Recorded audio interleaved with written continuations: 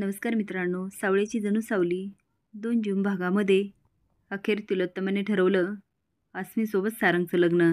ते कसं? चला तर बघूया. जगन्नाथ तिलोत्तमाला म्हणतो, तुला सून पाहिजे होती ना? सुंदर, अतिसुंदर, नितांत सुंदर. पण कमाल आहे तिलोत्तमा तुझी. तुला अशी सून मिळाली तरी पण नको आहे. नक्की तुला लागतंय काय? राजकुमार जगन्नाथच्या अंगावर धावून जातो व हात करतो, पण सारंग आणि नील पकडतात. देव म्हणतो, ओ मालक, मालक. हाताची चापट दाखवत म्हणतो, अहो मी तुम्हाला कायदा दाखवू शकतो मालक. तुम्ही कायदा हातात नका घेऊ. फादर, या श्रीमंत लोकांचं पण अवघड आहे. यांना नक्की लागतं काय हेच कळत नाही. ऐश्वर्यन ते तुला नाही कळणार. कसं आहे ना, तुला नाही आईवडील, तू अनाथ आहेस. तुला काय कळणार नात्याबद्दल? देव म्हणतो, अगदी बरोबर. पण नवरा बायकोबद्दल कळतं की. तो आता बोलून ऐश्वर्याचं चांगलंच तोंड बंद करतो. सावलीचे डिवोर्स पेपर बघून सगळ्यांना खूप आनंद होतो, पण चंद्रकांतला चक्कर येते. तो खाली बसून रडायला लागतो आणि सारंग शॉक होऊन सोफ्यावर पडलेला असतो. हे बघून तिलोत्तमाला खूप त्रास होतो, पण जगन्नाथ म्हणतो, नाही, सावली असं कधी करणार नाही. तिच्याविरुद्ध खूप मोठा डाव रचलाय.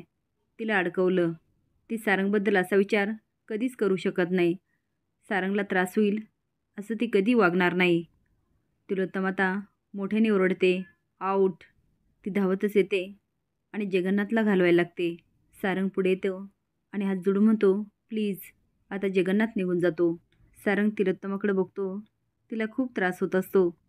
अस्मीने एवढा मोठा प्लॅन केला यावर ऐश्वर्या खूप खुश असते. तिलोत्तमा म्हणते, सारंग, हे घे डिवोर्स पेपर आणि यावर सही कर. पण काही केल्या सारंग काही सही करत नाही.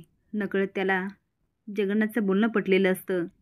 तो आता सावलीला फोन करतो, पण फोन पण लागत नाही. तो विचार करतो, अशी काय वेळ आली असेल की सावलीला हा निर्णय घ्यावा लागला. तो आता सावलीच्या माहेरी येतो, तर सावली बाहेरच असते. सारंगला बघून ती खूप घाबरते. तेवढ्यात एकनाथ पण बाहेर येतो आणि म्हणतो, जावे बापू, आता काही बोलणार? तर सावली सारंगच्या तोंडावर दार लावून घेते. हे बघून त्याच्या डोळ्यातच पाणी येतं. तो घरी येतो. तिलोत्तमा म्हणते, कुठल्या तोंडाने ती तुझ्या प्रश्नाची उत्तरं देणार आहे? ती पळून गेली. अरे, तिचं पितळ उघडं पडलं ना. सत्य जे आहे ते समोर येतंच. तुझा माझ्यावर विश्वास आहे ना? मी तुझी आई आहे आणि तुझ्या भल्याचा विचार करणार कायम. मी तुझं लग्न ठरवलं आहे येत्या 2 दिवसात आहे.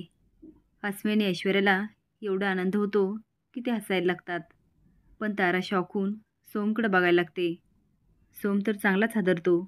सारंग शॉक होऊन तिलोत्तमाकडे बघत असतो. तिलोत्तमा म्हणते, अस्मीसोबत. असेच नवीन अपडेट जाण्यासाठी लाईक आणि सबस्क्राईब करा. धन्यवाद.